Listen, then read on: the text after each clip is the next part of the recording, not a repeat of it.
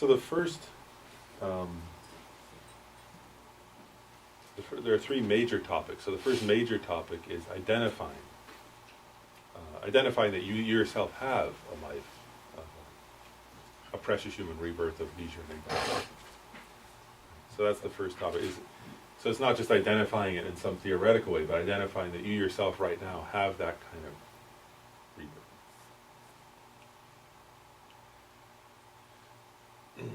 So to begin, we can so we still have our Guru, Lama Tsongkhapa, in front of us. So we actually now pray, may I be able to realize experientially and deeply in my heart that I have this amazing, precious human rebirth with 8 leisures and 10 endowments. And so again, like Lama Tsongkhapa pours nectar into you, removing obstacles to realizing that, and completely filling you with nectar, blessing your mind to be able to realize this topic.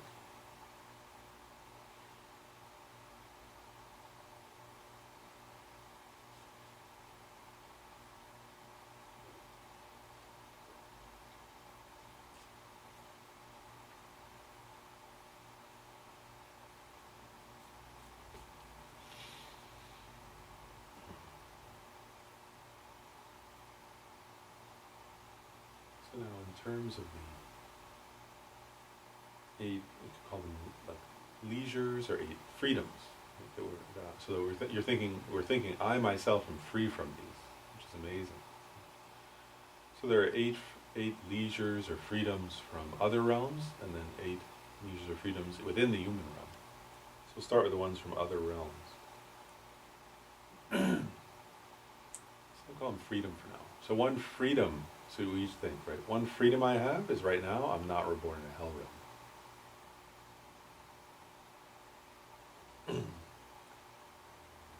So we have to so now we contemplate that, right? So I think, like, according to the Buddha, right, there are these hell realms. And some of them beings are like on fire, being burnt, or boiled alive. And in others they're freezing, or being crushed, or all kinds of stabbed, or all kinds of horrific sufferings.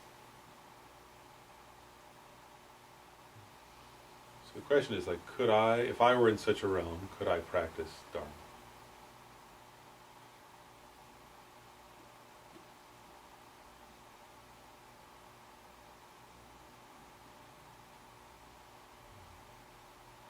So if I imagine that, right, even for myself, even if the room is too cold, first of all, then I can't focus at all.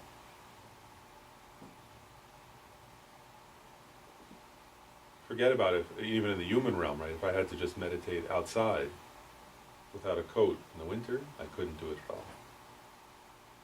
Even inside, if the temperature's not right, it's quite hard to focus.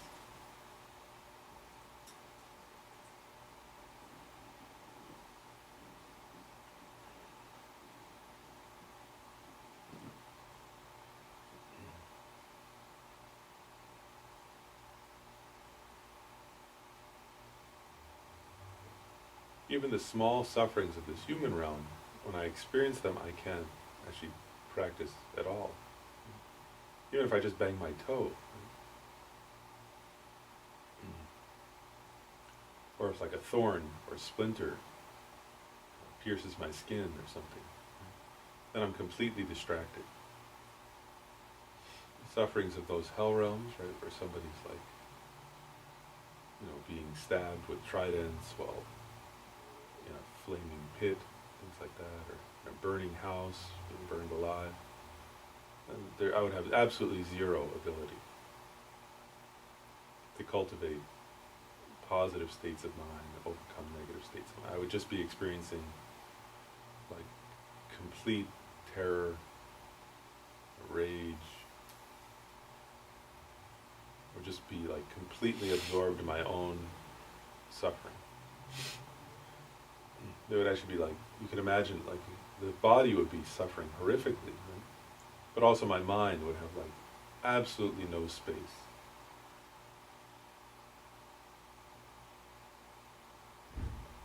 It would be like 100% self-pity and fear, terror, anger. And there'll be no room for anything else. And that would just go on and on. An extremely long lifetime like that. With no space for anything positive at all.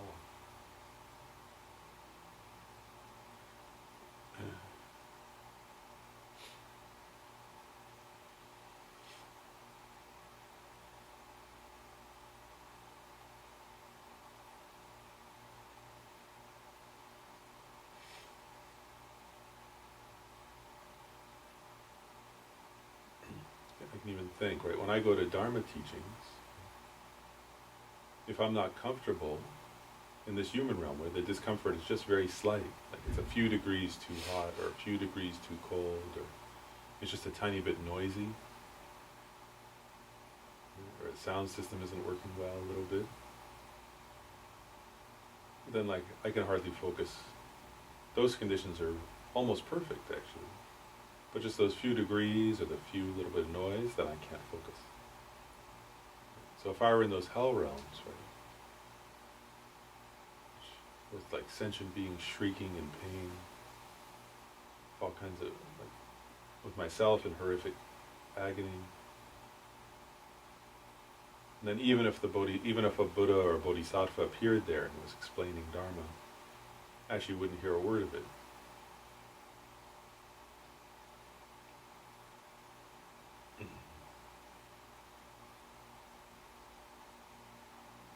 I would be so self-absorbed in my own agony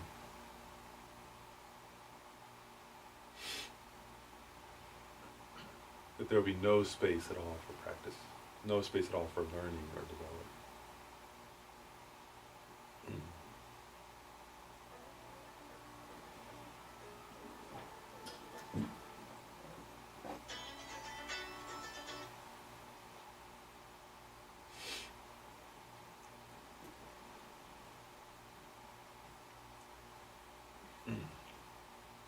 So we think, since beginningless time, over countless rebirths, actually most of the time, we sometimes wonder, like, who was I in a past life? So I can think, for most of my past lives, I was a hell being. Like that.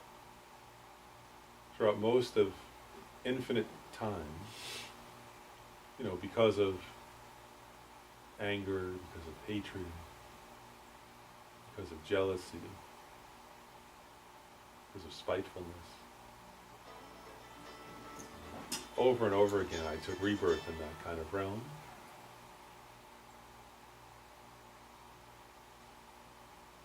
That's mainly been my home, actually. There's that kind of suffering realm, where there was no space at all for practicing, or learning, or developing any positive inner qualities. How totally amazing that I'm free from that now. That's a huge freedom, actually. Even now, countless other beings, like my relatives, of past lives, are in those kind of realms.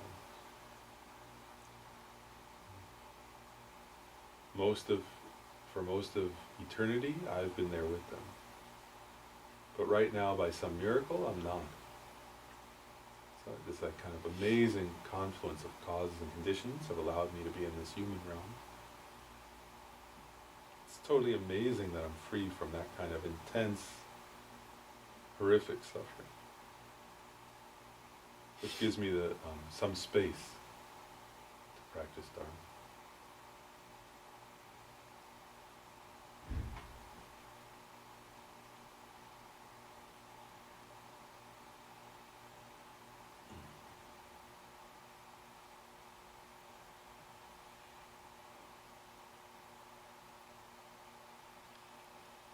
Leads to the second point.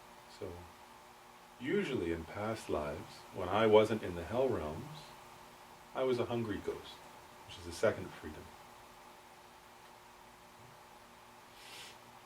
And so that, because if I look at my own mind now, right, I have so many different kinds of cravings, or desires, longings, wishes, self-centered kind of, self-centered cravings and desires and attachments, that for sure I spent eons in the hungry ghost realms.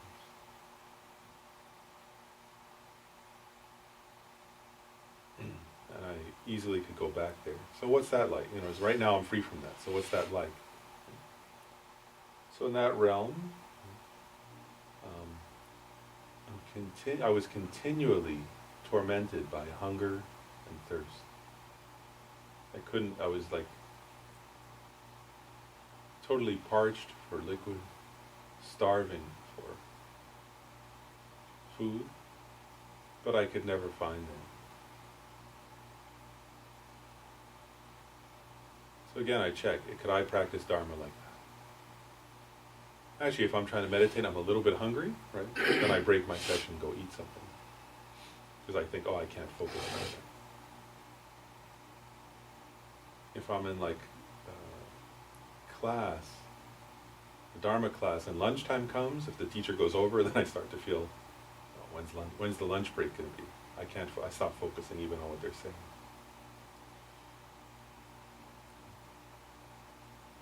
So can I even imagine, right? Like there would be no interest even.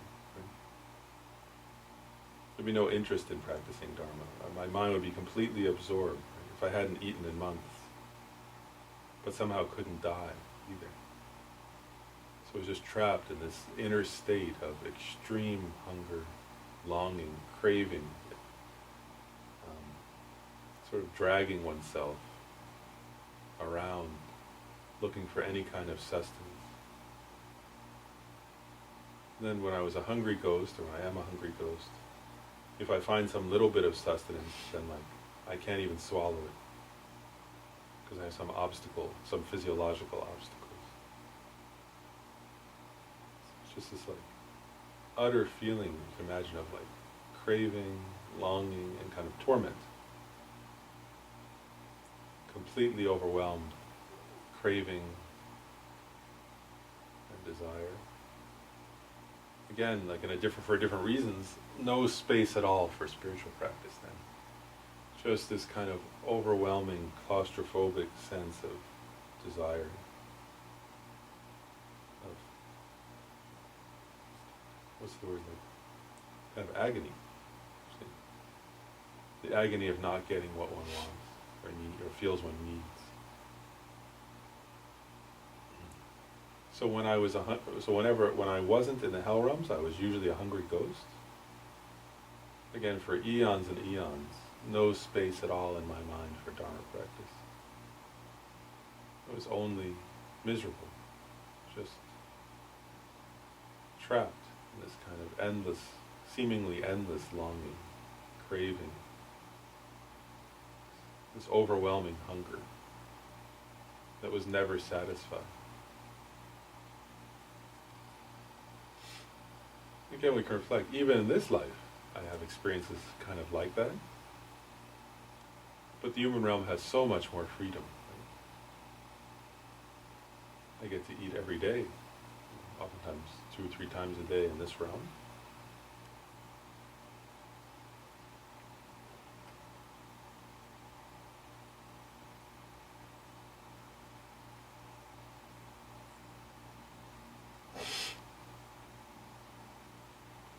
For a moment, as you contemplate that realm, just as a way of empathizing, you can think of the images and stories, right, of starving children in some parts of the world, right? Where you see with the distended bellies, they can barely move. So first of all, is there any room there for spiritual practice? Of course not. The hungry ghost realm is like that, only worse. I've been there so many times. For thousands and thousands of years, just suffering without any meaning. wow, that I'm free from that is totally amazing. Like my relatives, the beings I've spent,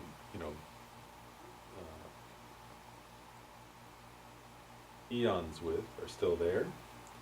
In this moment, I'm not. I'm in this human realm where I can practice the Dharma. If I go back to the Hungry Ghost realm, definitely I won't be able to practice. I can barely practice as a human. I certainly wouldn't be able to practice with that kind of horrible suffering.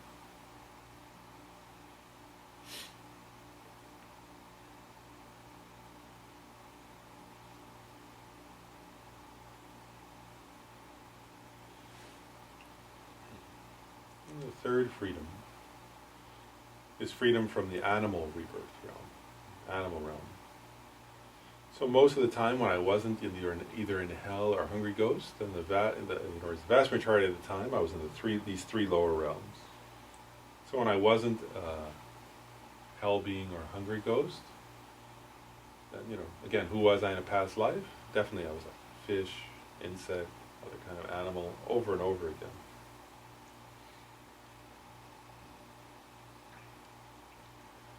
So again, we check, right? Even if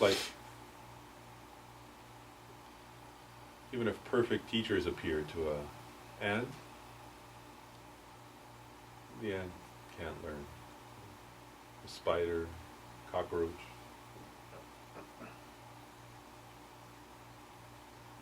Or the countless fish, right? So if you look at the animal realm, what's the mind like? First of all, there's a kind of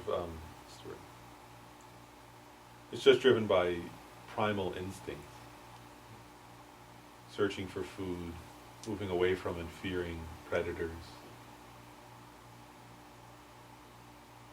If you watch videos of fish, right? It's like they're always on the lookout for predators. Same with deer or other animals, right? They're on the lookout for predators, then they're eating. So there's just a series of instincts. Right? There's no room for learning, compassion. In the vast majority of the animal realm, there's no room at all. In some there's a tiny bit, but not much.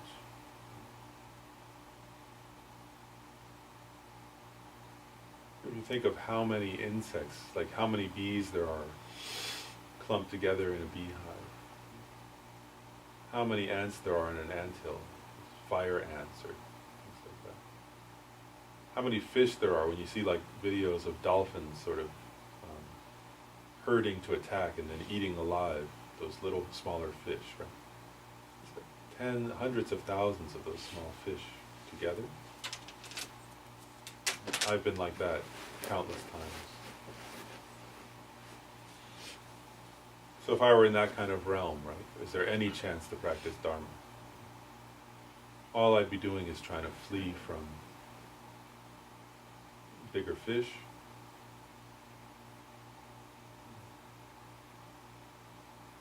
trying to eat, mate, and that's it.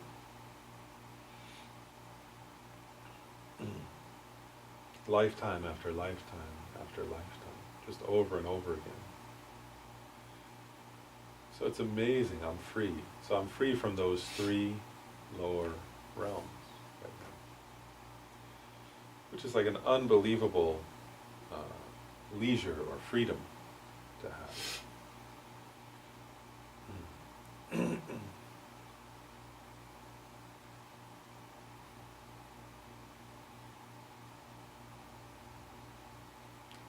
Now again, most of the time I've been in those lower realms. Every now and then I've briefly escaped from the lower realms. When I did, I was oftentimes it was into one of the God realms. But again, the God realms give no freedom at all for practicing Dharma.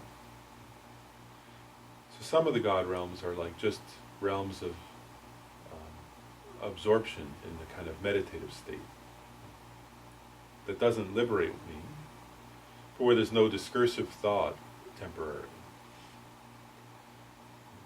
So just sort of absorbed in nothingness or something of that sort. So all that was just a break from the lower realms, and then I fell back. There's nothing really of any deep value. It was just a brief vacation from those lower realms, and then I fell back into them. But there was no space in my mind for developing compassion for others, or for developing wisdom, understanding reality. And then in my other God rebirths, I was just totally absorbed in pleasure. Just completely it was like some kind of, sensual pleasure realm, right? So I was just absorbed in, pools and lakes and ponds and whatever, springs and food and drink and sensual pleasures.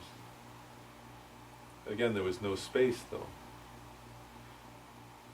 I was so absorbed in my own pleasure, there was no room in my mind to develop compassion for the suffering of others.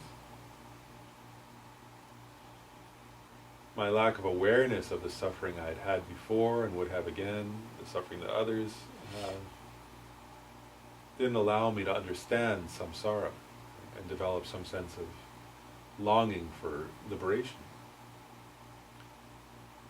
So it was just a waste of my time. Had no meaning at all.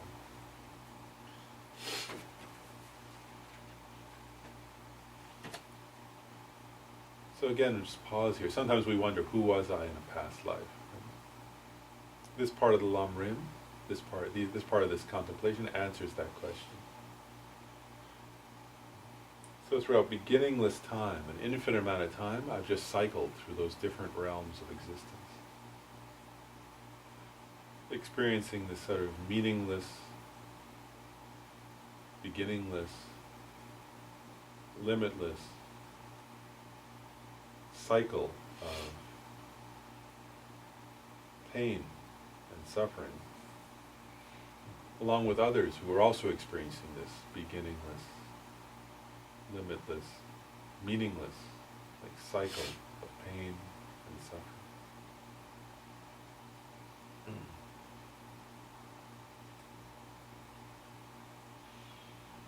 Throughout most of that time, I never had, because of my own, suffering, because of my own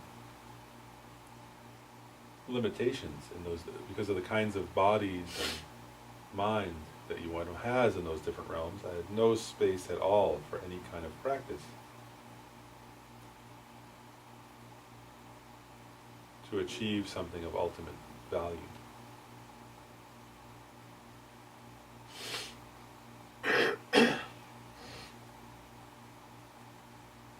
And very, very rarely I took rebirth in a human realm. There are 4 freedoms related to the human realm that we also have to recognize we have. So one is often, when I finally took rebirth in the human realm in my past lives, oftentimes it was in a barbaric region where no one practiced Dharma. So you have to remember, what does it mean, barbaric? It means that I was born in a place where all anybody thought about was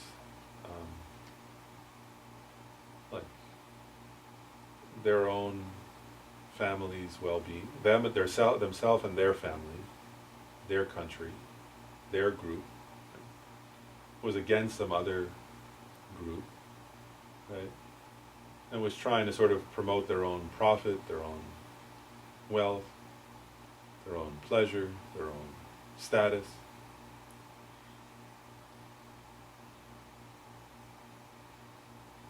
Actually, if I look around now,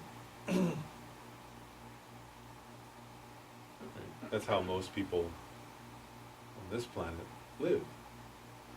So usually I was completely in such a realm, right, where there was no opportunity to practice. No, even if the Dharma was somewhere around, I didn't even hear about it. I was just completely absorbed in protecting my own welfare and earning enough and having enough and protecting what I had. if I had some compassion, it was just for my own family or those who I thought were like me. I disliked those who I thought were different from me.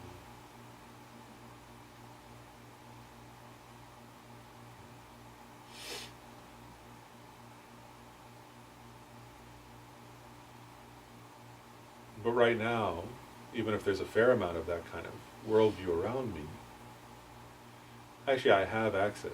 Right now I'm not born in a place where there's no access like that. Like I'm in a place, right, this area, this country and this area, where all kinds of great spiritual teachers come.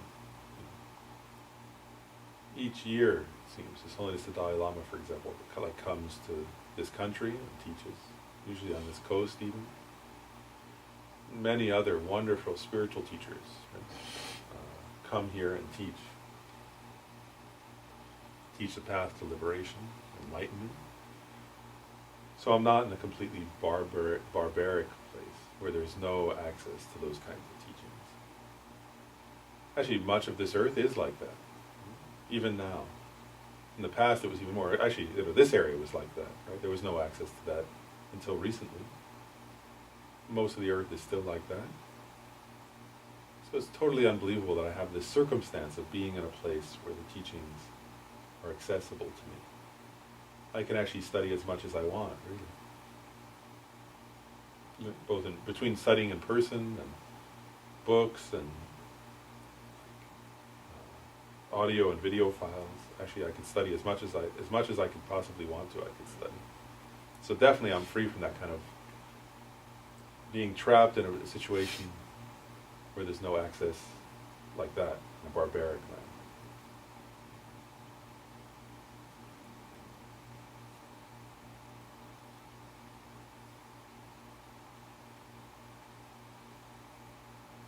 Related to that, I'm also free from many times when I took rebirth in the past, if I was finally human, I was human at a time and in a planet where no Buddha had come, right? Where there was no Buddhist Dharma.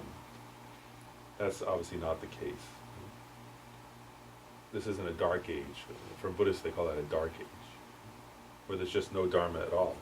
Not just a dark land, like a barbaric land, but a whole planet where no Buddha has come either at all or at that time period. So that's not the case. The Buddha has come. Shakyamuni Buddha, out of his great kindness, came to this planet.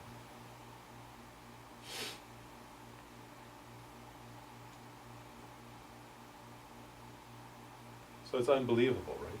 I'm a human being now, free from those 4 non-human states. I'm on a planet where a Buddha has come and taught the Dharma. I'm in a land or a country, place, where spiritual teachers come and teach the Dharma.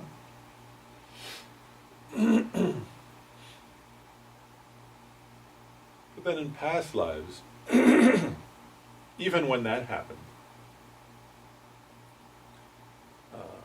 even when I had those circumstances, which almost never happened, sometimes I didn't have what are called like complete faculties. So in other words, if you could be reborn human but not able to understand language, not able with a brain that can't process information.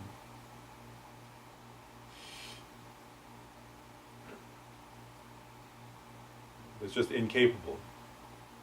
So that even if a spiritual teacher comes and explains something, you just can't process it. So that could be all kinds of things, right? Like I mentioned earlier, like if you have severe, low-functioning autism, or profound mental retardation, or like an extreme schizophrenia, there are all kinds of mental conditions, right, where the brain just can't process, can't learn effectively, especially difficult, things like compassion and empathy and wisdom. But I'm free from that now. I have a brain and a mind and a nervous system that can process information and learn. So this it's amazing, right? You're thinking, this confluence of different causes and conditions that I have, that give me the freedom to practice. And then there's one more freedom, which is the freedom from, call it extreme wrong views. And actually we can see this one quite easily. So even if you're human, you have a brain that works, a Buddha has come, and you're in a place where the teachings are, and we see many examples of this, right? In other words, even if all those circumstances are there, if I have an extreme wrong view, such as that enlightenment is not possible, or that compassion is irrelevant, there are many people like that, actually, who think enlightenment is not possible, or there's no such thing as karma, and so on. There's no such thing as rebirth. These kinds of wrong views. Then there's no space to practice, right? In other words, if somebody, even if like the Dalai Lama himself comes and says, this is the path to enlightenment, if you don't believe in enlightenment, that it's possible, if you think that's just made up story, that's silly, then you have no interest. So again, then there's no space in that person's mind to practice the path. So we think, wow, okay, so that's like the 8 freedoms. So it's unbelievable, actually, that I have all 8. Throughout beginningless time, it's almost never happened. This really doesn't happen, actually, for the most part. If you look, like at the number, you can look around, right? Almost nobody has that kind of 8 freedoms. Who identify, I myself right now have that.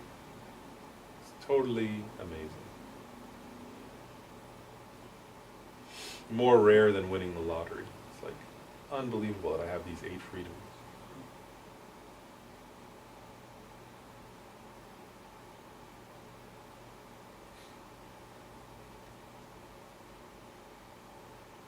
Okay, so let's pause for a moment now for meditation, just sort of come back.